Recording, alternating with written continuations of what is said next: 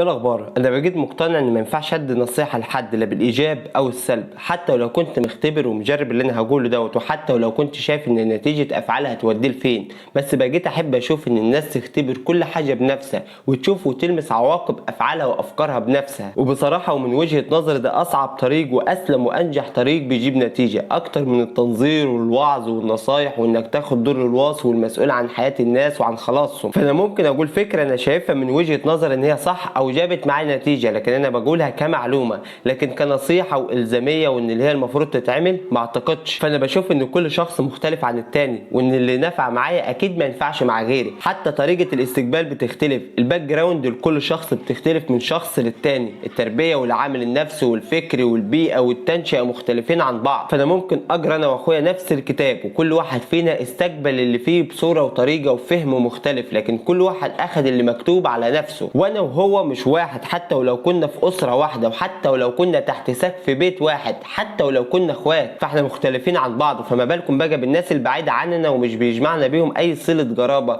كم وكيف الاختلاف هيكون شاسع ما بيننا. فالحل عمره ما كان بالنصيحه، الحل مش في ايدي او في ايد حد تاني. ان ما كانش الشخص مش شايف ومتلامس مع نفسه وفاهم نفسه يبقى تنسى. لو الشخص مش شايف ان هو المشكله يبقى تنسى، وان هو اساسا اصل المشكله يبقى تنسى. فالتغيير بيحصل تلقائي في اللي حواليك لما انت تكون نفسك باختلاف فصولها، لما تقتنع انك شخص عادي وعايش حياه عاديه لكن حقيقيه. فالتغيير يا صاحبي بيجي لما بتنزل من على كرسي الوصايه والمسؤوليه والقاء المواعظ والنصايح عن الاخر. التغيير بيجي لما بتكون نفسك، التغيير بيجي لما انت تكون بتتغير وبتنمو، التغيير بيجي لما بتبتدي تشيل من دماغك فكره انك قدوه ومثل وان لازم الكل يتحاذى بيك ويمشي وراك ويجلدك. التغيير بيحصل تلقائي لما تكون نفسك انت وبس، انك تعمل الحاجه اللي انت مقتنع بيها وشايفها كويسه، وانك تبعد عن كل العادات السلبيه والحاجات اللي مش كويسه اللي الناس شايفاها فيك. انك تبدا تتغير من نفسك وتنمو وتتطور وتكبر. ابدا كده اقعد مع نفسك واسال نفسك ايه الحاجات اللي مش كويسه واللي مش عاجباني ومش عاجبه الناس، وابدا تغير عنها، وابدا تطور نفسك في حاجات انت محتاج انك تتعلم فيها اكتر وتطور فيها اكتر. فصدقني الناس هتبدا تلاحظ التغيير اللي بيحصل عليك، وهيبدا يسالوك انت بتتغير ازاي، او انت بتعمل حاجه دي ازاي، عايزين نكون زيك، عايزين نعملها زيك. فباختصار الناس هتتغير لما تشوفك انت اتغيرت. انا كده خلصت. ما تنساش بقى انك تعمل لايك للفيديو وتشجعنا انك تشترك في القناه، ولو عندك اي سؤال او اي استفسار ممكن تسيبه لنا في التعليقات او تدخل على وسائل التواصل الاجتماعي اللي سايبها لك في وصف الفيديو اللي انت بتسمعه دلوقتي.